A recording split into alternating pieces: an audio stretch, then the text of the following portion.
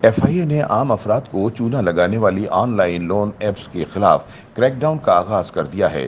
راولپنڈی اور اسلام آباد میں کمپنیوں کے دفاتر پر چھاپے مار کر کارروائیوں کے دوران کمپیوٹر اور دیگر مواد قبضے میں لے لیا گیا۔ قرض پر شرح سود میں اضافہ اور خفیہ شرائط کی وجہ سے رقم واپس کرنے والا فرد کئی گنا رقم ادا کرنے کے باوجود بھی مقروض ہی رہتا ہے۔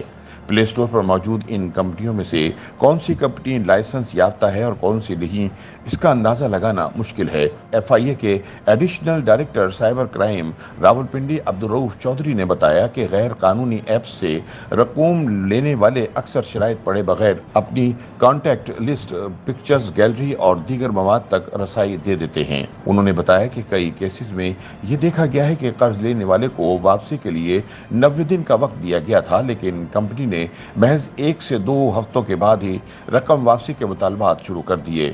ان کے بقول کئی لوگوں کو قرض کی مدت میں توسیع کے لیے کچھ رقم کا کہا جاتا ہے اور ایکسٹینشن منی کا کہہ کر مزید مطالبہ کیا جاتا ہے۔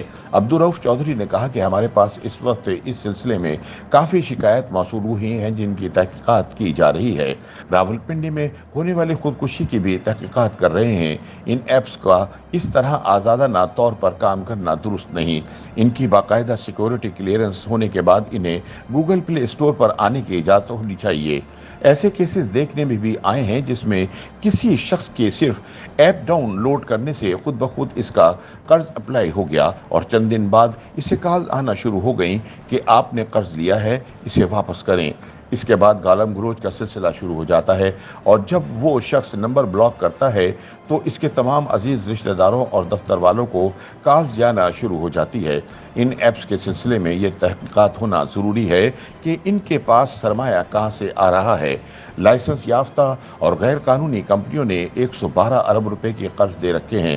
ان ایپس سے متاثرہ ایک شخص نے اپنا نام ظاہر نہ کرنے کی شرط پر بتایا کہ ان ایپس کمپنیوں نے وصولی کے لیے ایسے افراد کو ملازم رکھا ہوا ہے جن کا کام ہی رقم نکلوانا ہے۔ وصولی کرنے والوں کا ایک اور ہتھیار دباؤ ڈالنا اور بدتمیزی کرنا ہے۔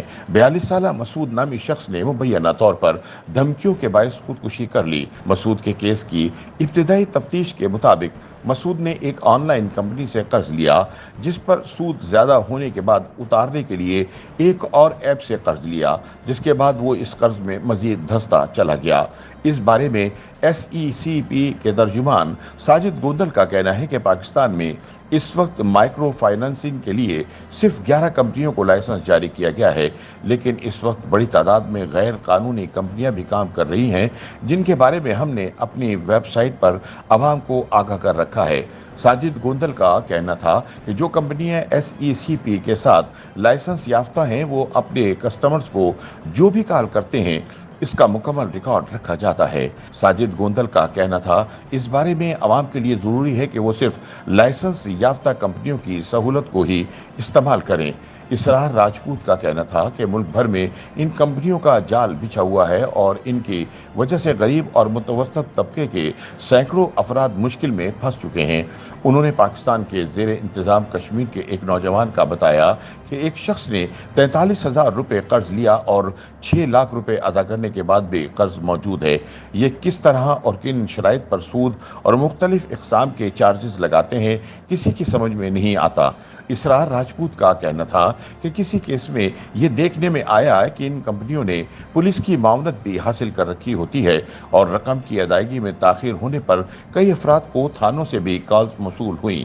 ان ایپس کے بارے میں آن لائن لون کمپنیوں سے رابطہ کرنے کی کوشش کی گئی، لیکن کئی کمپنیوں سے رابطہ ہونے کے باوجود اس بارے میں بات کرنے سے معذرت کر لی گئی۔ YouTube پر گوگلی نیوز دیکھنے کے لیے youtube.com کی سرچ بار میں googly news T V type کریں۔ گوگلی نیوز کے پیج پر سرخ رنگ کے سبسکرپشن والے بٹن پر کلک کرنا نہ بھولیے۔ YouTube پیج پر اپلوڈ ہونے والی ویڈیوز سے باخبر رہنے کے لیے بیل آئیکن پر کلک کیجیے۔ آپ کو ہر نئی ویڈیو کے بارے میں نوٹیفیکیشن موصول ہو جائے گا۔